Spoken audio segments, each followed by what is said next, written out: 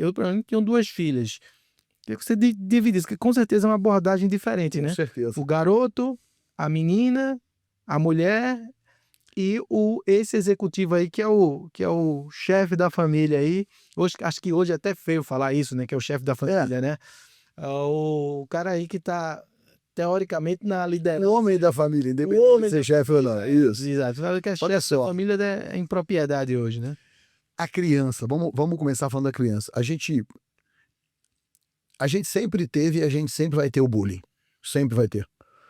E a criança que comete o bullying, ela comete o bullying com uma criança menor do que ela. Nunca vi ninguém fazer bullying com um cara maior, desafiar o cara maior. E aí, o jiu-jitsu ele tem esse propósito de tornar o pequeno gigante, né? De despertar a coragem dentro do mais fraco.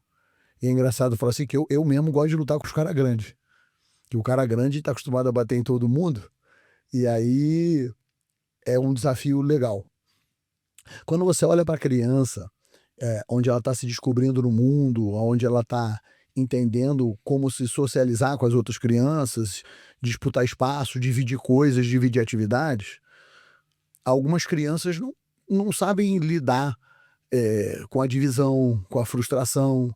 E no jiu-jitsu você consegue primeiro criar a questão da hierarquia, tem o professor para orientar. E através de metodologia, nas nossas escolas, por exemplo, a gente faz, sei lá, a brincadeira do touro. O professor finge que é um touro, a criança tem que correr, dar a volta, pegar as costas e botar o gancho. Que lá no jiu-jitsu, lá na frente, se o cara pega as costas do outro e não bota o gancho, não pegou nada, não conta nem ponto em campeonato.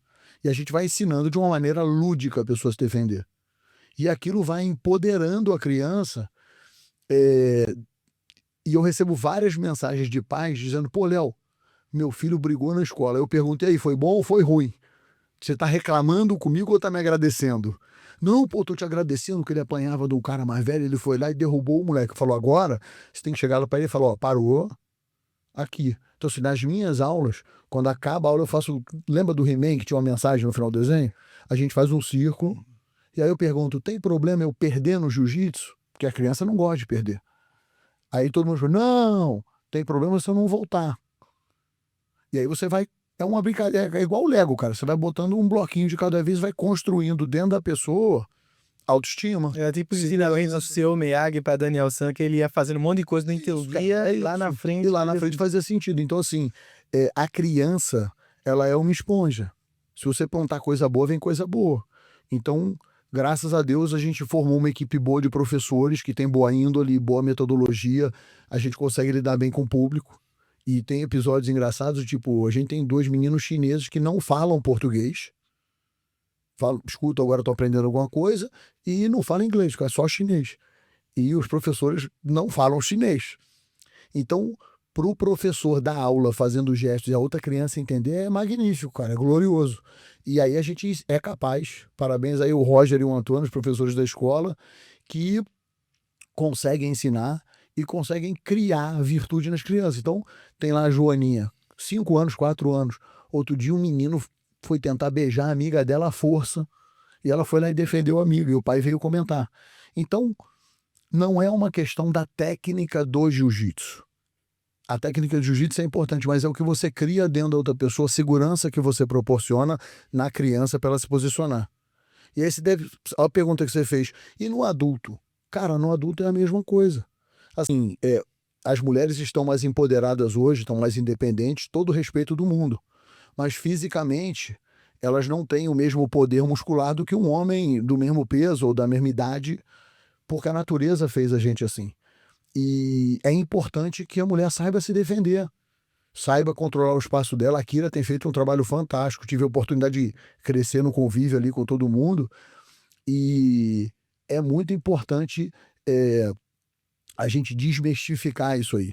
Existem turmas só de mulheres, existem mulheres que treinam nas turmas mistas com o homem, porque assim, pro homem, quando ele vai lutar com uma mulher, às vezes o cara dá uma segurada.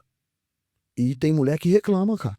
E às vezes você vê luta feminina, a pancada rola, um negócio sério, e o que é legal? Ali como esporte é bacana, mas você cria a mesma autoestima onde a mulher tá andando na rua e ela sabe que ela vai se defender. Hoje eu tenho a oportunidade, eu tenho em uma turma, junto com o Luiz, que é o tiozão, professor da escola, a gente dá aula para 5, 6 meninas de 13, 14 anos. E é muito bacana, cara, porque não são crianças, não são adultos, eles ficam transitando ali cada hora de um jeito, mas quando você vê a menina progredindo e você vê a autoestima ali e ela se garantindo melhor, e os pais dessas meninas todos lutam. E ele fica assistindo a aula, que eu gosto. E aí quando eu viro e falo, pô, um dia, se você for numa festinha e um menino tentar te agarrar à força, é assim que você vai sair. E aí volta lá no começo do jiu-jitsu que eu aprendi quando era moleque, defesa pessoal. Então, como é que eu fiz essas meninas irem pro esportivo? Ficou 1, 2 meses dando aula de defesa pessoal. Puxada no cabelo, como é que sai? Segurou pela mão, como é que sai? Atacou o pescoço. O tradicionalzão básico. Então, você vê a Ivanka Trump, a Gisele Bündchen, a Kira aparecendo, divulgando. O cara é espetacular. É mais uma vitória do jiu-jitsu como esporte. E pro executivo, eu vou usar uma frase bem antiga: traga os seus amigos pro jiu-jitsu e os inimigos também.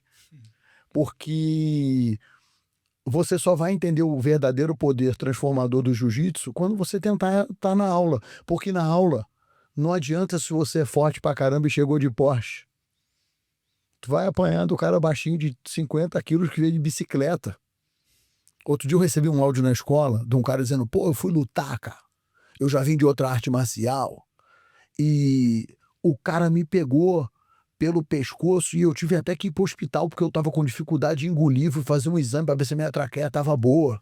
E depois ele, não satisfeito, catou meu braço, parecia que ele tava na final do campeonato mundial. O nome do cara é fulano, ele é faixa tal. Quando ele falou, eu falei, não é possível. Aí eu fui no outro professor e falei, Antônio, esse cara aqui é o mesmo cara que eu tô pensando?